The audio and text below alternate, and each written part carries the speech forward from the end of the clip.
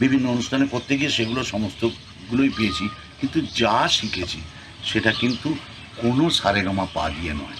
তার মানে সবটাই রাখালের মতন। সে যেমন বাঁশি বাজাতে পারে, জানেই না এটা সা না ওটা পা না রে না গা, কিন্তু শুনতে এত ভালো লাগে। আমারও গান সেরকম।